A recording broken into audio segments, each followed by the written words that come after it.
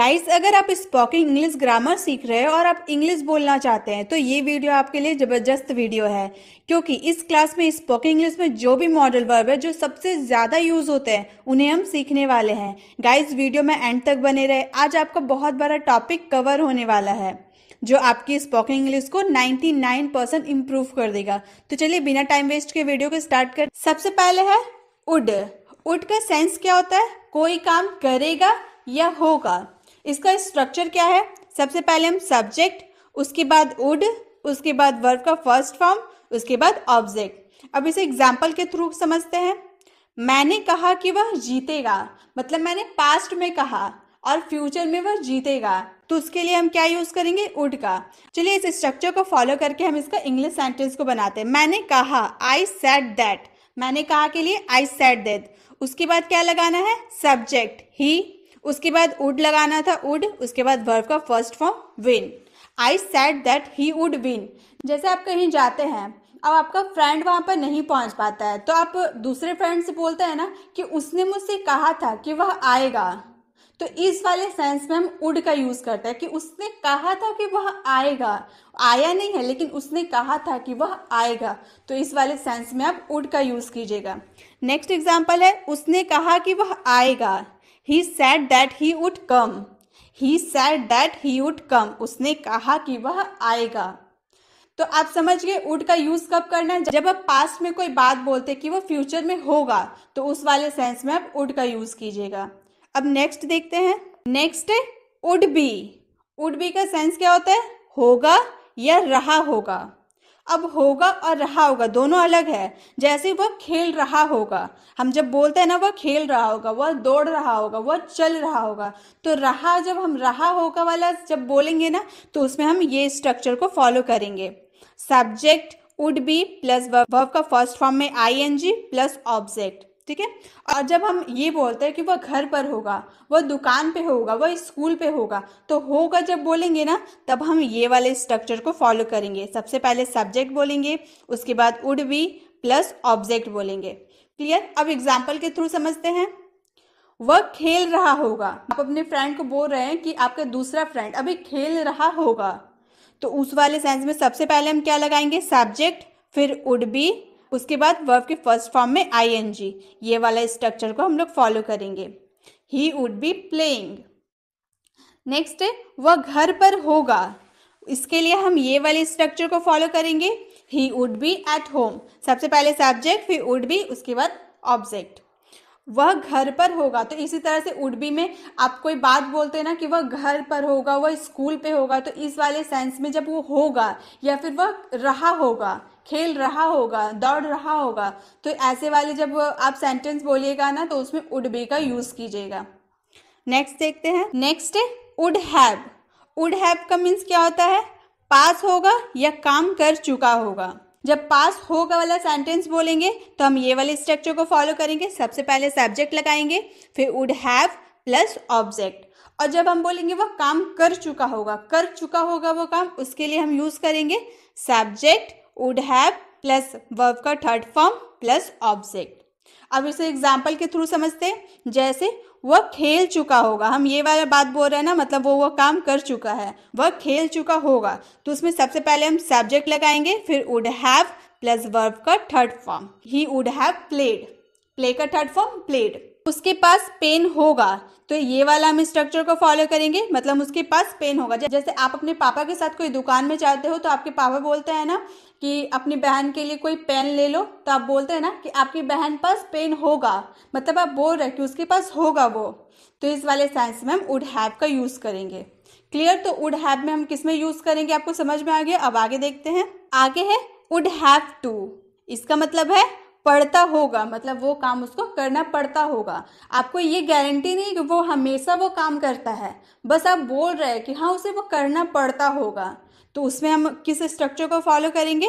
सबसे पहले सब्जेक्ट, फिर would have to plus verb का फर्स्ट फॉर्म प्लस ऑब्जेक्ट। आप इसे एग्जाम्पल में देखते हैं। रिया को खाना बनाना पड़ता होगा। जैसे कि मान लो आप अपने फ्रेंड के घर गए, आपका फ्रेंड का नाम रिया है, आप अपनी फ्रेंड के घर गए, वो वहाँ पर खाना बना रही है, तो आप उसको देखकर ये बोलोगे ना उसे खाना बनाना पड़ता होगा। मतलब ये ज़रूरी नहीं है कि वो हमेशा खाना बनाती है, आप बस अपने हिसाब से बोल रहे हो कि उसे खाना बनाना पड़ता होगा, तो उस वाले सेंस में हम वुड हैव टू का यूज़ करेंगे। कैसे करेंगे वो स्ट्रक्चर के थ्रू समझते हैं। सबसे पहले हम लोगों ने सब्जेक्ट, रिया एक सब्जेक्ट हो गई, सब्जेक्ट लगा दिए। उसके बाद would have to plus verb का फर्स्ट फॉर्म, कुक का फर्स्ट फॉर्म कुक होता है। उसके बाद object the food, Riya would have to cook the food. Clear. Ram को पढ़ाना पड़ता होगा, Ram would have to teach, Ram would have to teach. तो आपको समझ में आ गया, कोई काम करना पड़ता होगा उस वाले सेंस में हम वुड हैव टू का यूज करेंगे। अब आगे देखते हैं। आगे है कुड। कुड मीन्स सका या पाया, वह यह काम कर सका, वह यह काम कर पाया, तो इस वाले सेंस में हम कुड का यूज करेंगे। उसका स्ट्रक्चर क्या है, सबसे पहले हम सब्जेक्ट यूज करेंगे, फिर कुड, फिर वर्ब का फर्स्ट फॉर्म, उसके बाद ऑब्जेक्ट। अगर ये आपका नेगेटिव हुआ तो आप उसमें नॉट का यूज कीजिएगा, वरना आप नॉट को यूज नहीं कीजिएगा। तो ये नेगेटिव है ना, मैं नहीं कर पाया। आप किसी को कोई काम करने देते हैं तो वो बोलता है ना मैं नहीं कर पाया, तो उसमें हम क्या बोलेंगे, आई कुड नॉट डू। पहले आई लगाए सब्जेक्ट, उसके बाद कुड, और ये नेगेटिव था, नहीं था, इसीलिए नॉट यूज कीजिए। उसके बाद वर्ब का first form, I could not do.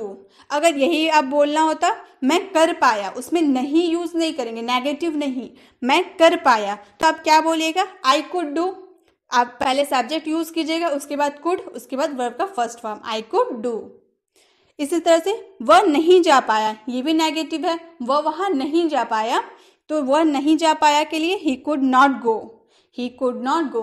Could का यूज कब करेंगे, जब आप वो काम किए हैं, मतलब वो काम कर सका है या कर पाया है, तब कुड का यूज करेंगे। अब आगे देखते हैं। आगे है कुड बी, हो सकती थी या हो सकती है, इस वाले सेंस में हम कुड बी का यूज करेंगे। उसका स्ट्रक्चर क्या है, सबसे पहले सब्जेक्ट, फिर could be and the last other words. ठीक है, इसमें वर्ब नहीं लगाना है। एग्जाम्पल क्या है, यह खतरनाक हो सकता है। जैसे आप रास्ते में चल रहे हो, आप देख रहे हो कोई बच्चा बिजली के तार को छूने जा रहा है, उसे बोलोगे ना रुक जाओ यह खतरनाक हो सकता है। आपको ये नहीं पता कि वह खतरनाक होगा, आप बस बोल रहे हैं कि वो खतरनाक हो सकता है, तो इस वाले सेंस में आप कुड बी का यूज कीजिएगा। जैसे सबसे पहले हम क्या लगाएंगे, सब्जेक्ट लगा दिए इट, उसके बाद कुड बी, उसके बाद other word risky. It could be risky, वह खतरनाक हो सकता है। जैसे आपको अगर पता होता है वो बिजली का तार खतरनाक है, तो आप वो बच्चे को क्या बोलते हैं कि ये खतरनाक है, लेकिन आपको ये नहीं पता कि वह खतरनाक है, इसीलिए आप बोले वह खतरनाक हो सकता है। तो हो सकता है के लिए हम क्या बोलेंगे, कुड बी। इसी वाले सेंटेंस को आप पास्ट में ही बदल सकते हैं, वह खतरनाक हो सकता था, तो भी हम यही स्ट्रक्चर को फॉलो करेंगे और यही सेंटेंस हम लोग का बनेगा। वह अभी यहाँ हो सकता है, he could be here right now, he could be here right now. आपको सेंटेंस देख के समझ में आ रहा होगा स्ट्रक्चर के थ्रू हम लोगों ने किस तरह फ्रेम किया है। तो हो सकता है और या हो सकती थी वाले सेंस में हम क्या यूज करेंगे, कुड बी का यूज करेंगे। अब नेक्स्ट देखते हैं। नेक्स्ट है कुड हैव, सकता था या पास हो सकती थी। इस वाले सेंस में सकता था, वह काम कर सकता था, उसके पास पेन हो सकती थी, तो ये सकता था या पास हो सकती थी के सेंस में हम कुड हैव का यूज करेंगे। इसका स्ट्रक्चर क्या है, सबसे पहले सब्जेक्ट, फिर कुड हैव प्लस वर्ब का third form plus object. Example क्या है, वह यहाँ आ सकता था, मतलब वो यहाँ है नहीं, आप बस बोल रहे हो कि वो यहाँ आ सकता था, तो इस वाले सेंस में हम क्या बोलेंगे, ही could have come here, he could have come here, मतलब वो यहाँ आ सकता था। कम का थर्ड फॉर्म भी कम ही रहता है। नेक्स्ट, तुम वहाँ जा सकते थे, मतलब आप किसी को बोल रहे हो ना तुम वहाँ जा सकते थे, वो गया नहीं है, बस आप बोल रहे हो कि वो तुम वहाँ जा सकते थे, तो उस वाले सेंस में हम कुड हैव का यूज करेंगे। You could have gone there, you could have gone there, यहाँ गो का थर्ड फॉर्म गॉन है, you could have gone there. तो आपको समझ में आ गया, जब आप किसी को बोलते हो ना तुम वहाँ जा सकते थे, तुम यहाँ आ सकते थे, या तुम्हारे पास ये पेन हो सकती थी, तो इस वाले सेंस में हम कुड हैव का यूज करेंगे। अब आगे देखते हैं। आगे है कुड हैव टू, करना पड़ सकता है, आपको ये काम करना पड़ सकता है के सेंस में हम कुड हैव टू का यूज करेंगे।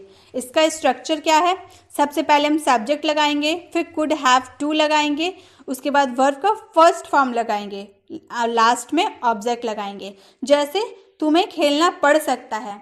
मान लीजिए आप क्रिकेट खेलने गए हैं, आपका कोई एक फ्रेंड जख्मी हो गया है, तो आप अपने दूसरे फ्रेंड से बोलते हैं ना कि तुम्हें उसकी जगह पे खेलना पड़ सकता है, मतलब गारंटी नहीं कि वो खेलेगा ही, आपको वहां पर उसकी जगह पे खेलना पड़ सकता है। तब आप उस सेंस में कुड हैव टू का यूज कीजिएगा। जैसे you could have to play, सबसे पहले सब्जेक्ट, फिर कुड हैव टू, उसके बाद वर्ब का फर्स्ट फॉर्म। ऑब्जेक्ट रहेगा तो हम लोग लगाएंगे, ऑब्जेक्ट नहीं रहा तो हम लोग नहीं लगाएंगे। तो you could have to play, तुम्हें खेलना पड़ सकता है, उसे जाना पड़ सकता है। तो he could have to go. आपको समझ में आ गया? कुड हैव टू का यूज हम कब करते हैं? जब हमें वो काम करना पड़ सकता है, तो उस वाले सेंस में हम कुड हैव टू का यूज करेंगे। अब आगे देखते हैं। अब है शुड। शुड मीन्स करना चाहिए। आप किसी को एडवाइस देते हैं या एडवाइस लेते हैं ना, तुम्हें ये काम करना चाहिए, एडवाइस के तौर पे आप उसे बोल रहे हैं, या फिर किसी से एडवाइस देते हैं, क्या मुझे वो काम करना चाहिए, तो करना चाहिए वाले के सेंस में हम शुड का यूज करेंगे। और एक वीडियो मैंने शुड की बनाई है, चाहे तो आप वो भी देख सकते हैं, उसमें भी मैंने काफी अच्छे से एक्सप्लेन किया है। ये सेंटेंस को बनाने का स्ट्रक्चर क्या है। सबसे पहले होगा सब्जेक्ट, उसके बाद शुड, उसके बाद वर्ब का फर्स्ट फॉर्म, उसके बाद ऑब्जेक्ट। जैसे आप किसी को एडवाइस देते हैं ना, तुम्हें करना चाहिए, जैसे कोई आपके सामने बोलता है नहीं नहीं मैं ये काम नहीं कर पाऊंगा, तो आप उसे बोलते हो ना तुम्हें करना चाहिए, एडवाइस दे रहे तुम्हें ये काम करना चाहिए, तो तुम्हें करना चाहिए के लिए बोलेंगे यू शुड डू। बस 3 वर्ड है, you should do. You subject, should इसमें लगाए, उसके बाद वर्ब का फर्स्ट फॉर्म, डू का first form do. You should do, तुम्हें करना चाहिए। हमें पढ़ना चाहिए, जैसे आप अपनी पढ़ाई में ध्यान नहीं दे रहे, तो आपका फ्रेंड आपसे बोल रहा ना कि हमें पढ़ना चाहिए, तो हमें पढ़ना चाहिए के लिए बोलेंगे we should study. We should study, हमें पढ़ना चाहिए। तो कोई जैसे आपको कोई एडवाइस दे रहा या आप उससे एडवाइस ले रहे, तो उस वाले सेंस में आप शुड का यूज कीजिएगा।